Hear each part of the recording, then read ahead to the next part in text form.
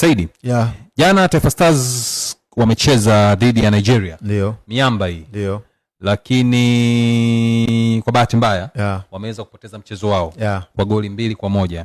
Lakini licha kwamba wamepoteza ule mchezo, lakini bado mashabiki wa Tanzania na dunia nzima kwa ujumla walikuwa na furaha kwa namna jinsi timu yao ilivyocheza. Tutazame ule mchezo, ulikuwa namna gani?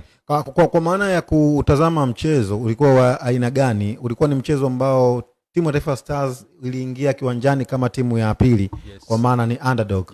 Na Nigeria waliingia kiwanjani kama favorite, kwa maana timu ambayo hata ikishinda sio big story. Ndio. Na kama ingetokea siku ya jana Stars wangepata matokeo, ndio ingekuwa big story, kwa sababu underdog ameenda kupata matokeo. Mchezo ulikuwa mzuri kwa maana ya approach ya mwalimu Miguel Gamondi.